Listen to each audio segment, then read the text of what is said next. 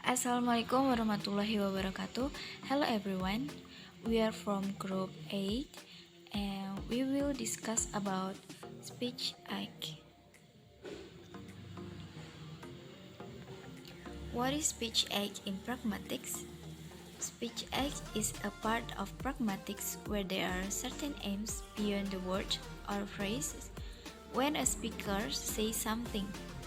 Speech acts are acts that refer to the action performed by produced utterance. People can perform an action by saying something. Through speech act, the speaker can convey physical action merely through words and phrases. Communication has always been a necessity in human life. Through communication, the thread of thought among people, which directly contributes to the development of the quality of life itself, can be performed. The ability to perceive utterance in communication can determine the actions followed. Pragmatics is a study which believes is what is communicated is more than what is said. Types of speech act. There are three types of acts in the speech act. They are locutionary, illocutionary, and perlocutionary. Locutionary speech act is roughly equivalent to uttering certain utterance with certain sense and reference, which again is roughly equivalent to meaning in traditional sense. Austin, 1960-108.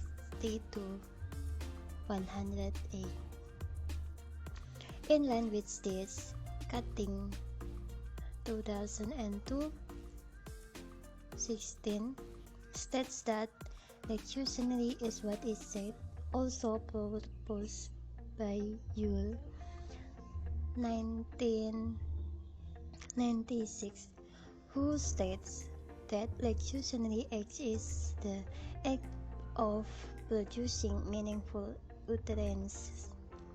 The example of the locutionary speech act can be seen in the following sentence. First, it's so dark in this room.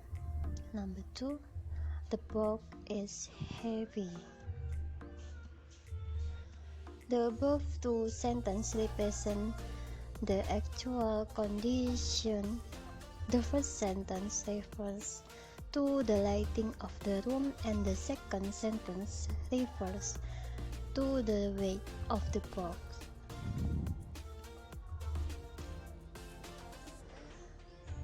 Perlocutionary, Huford and Hazley, 1983, 250, states that perlocutionary act is the act that is carried out by a speaker when making an utterance causes a certain effect on the hearer and others. Perlocutionary act is also that act offering someone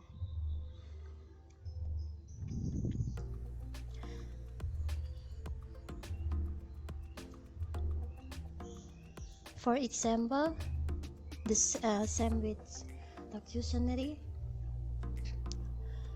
It is so dark in the room and the book is heavy.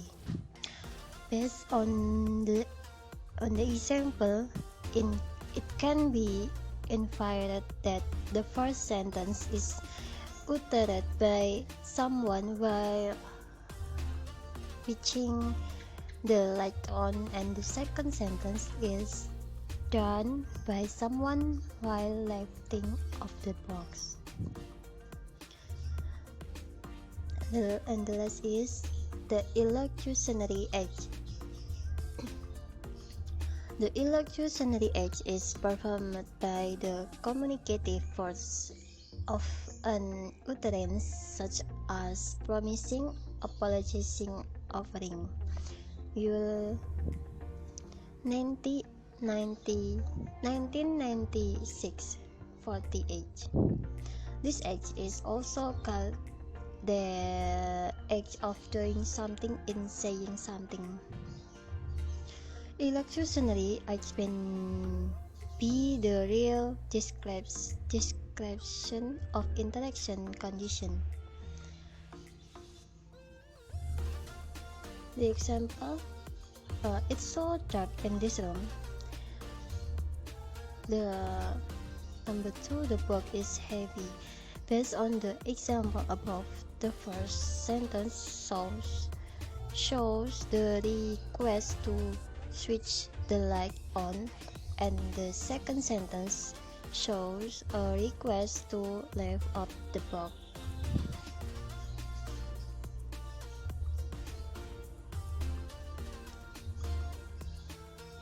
Next is classification of speech age.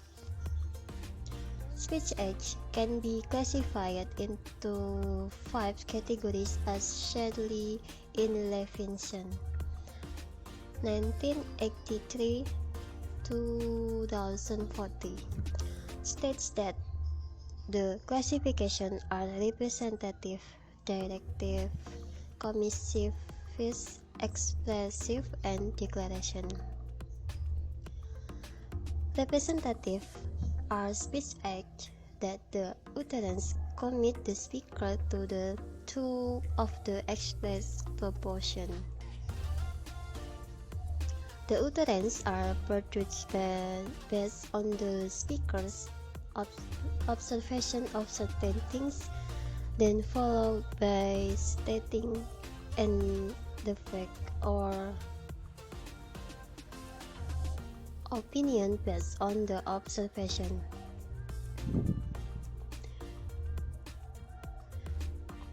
For example, when someone says the earth is flat, it represents the speaker's assertion about the earth. The speaker has opinion the earth is flat. Representative speech age can be noted by some speech age verbs such as remind, tell, assert, deny, correct, state, guise, predict, report, describe, inform, insist, assure, agree, claim, believes, conclude. Number 2, directive. Directive are speech acts that speakers use to get someone else to do something. The speech acts include requesting, questioning, command, orders, and casting. For example, when someone says, "Could you lend me a pencil, please?" The utterance represents the speaker's request that the hearer do the something, which is to lend him a pencil. Number 3, commissives. Commissives are speech acts that the utterance commit the speaker to some future course of action. This include promising, threatening, offering, refusal, pledges. For example, when someone says, "I'll be back," represents the speaker's promise that he or she will be back.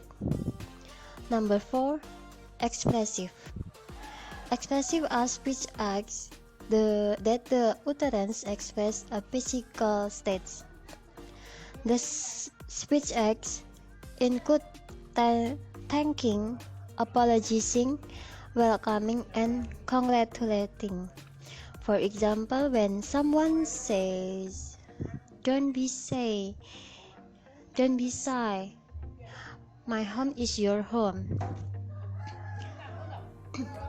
The utterance represents the speaker's expression that he or she welcomes someone.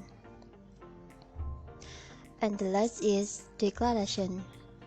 Declarations are speech acts that the utterance effect immediate change in the institutional state of affairs and which then they rely on elaborate exact linguistic institution. The speech acts include excommunicating, declaring war, christening, firing from employed, for example, "You are dead to me."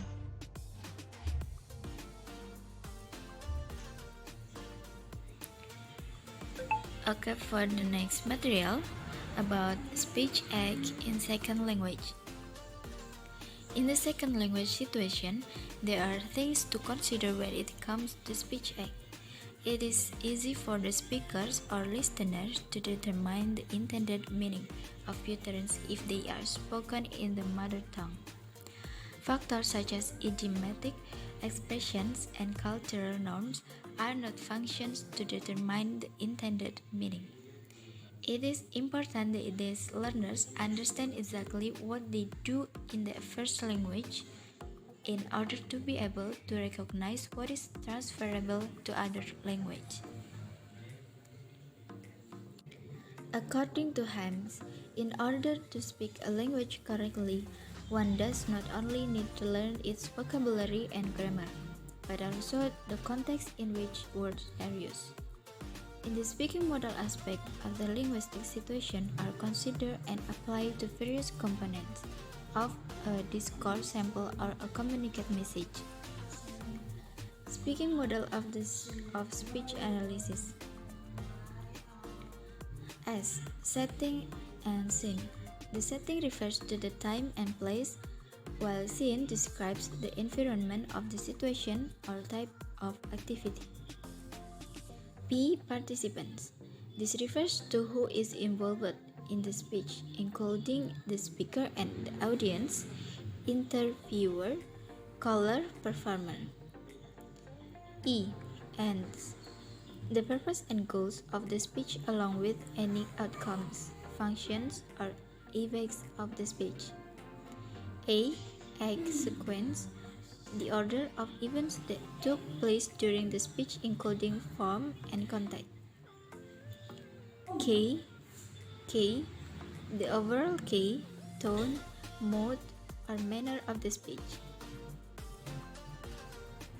I. Instrumentalities, the form and style of the speech being given.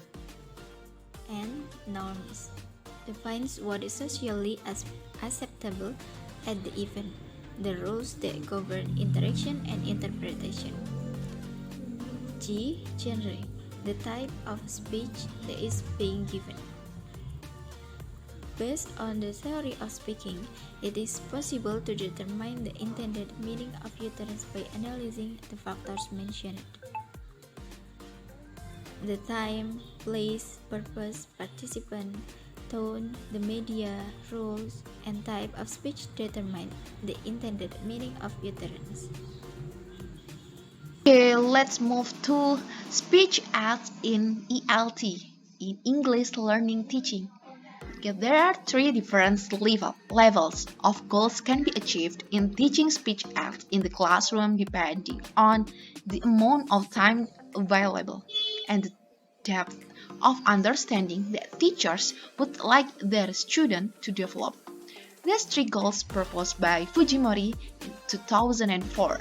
There are, at the first, conscious rising, untuk meningkatkan kesadaran. And second is knowledge building, untuk membangun ilmu pengetahuan. And the third is productive development, perkembangan produktivitas. Okay, the goals of teaching speech acts in the classroom should be directed in raising consciousness of the student that utterance in English language could lead to misinterpretation. Goals, tujuan dari pembelajaran tutur bahasa, tutur kata di dalam suatu kelas ini bisa diharapkan, bisa ditujukan untuk meningkatkan kesadaran murid terhadap tutur katanya dalam bahasa Inggris, yang dimana itu akan mengarah pada kesalahpenafsiran, kesalahpahaman, dan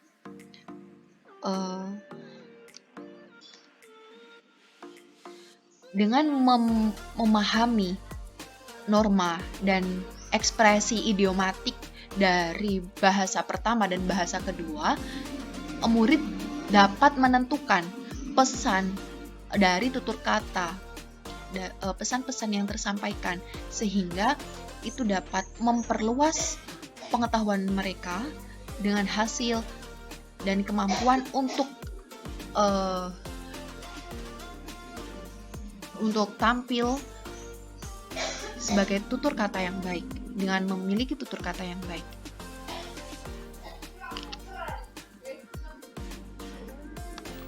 Okay, that's all the material about speech acts from Group 8. Thank you so much for your attention. Wassalamualaikum warahmatullahi wabarakatuh.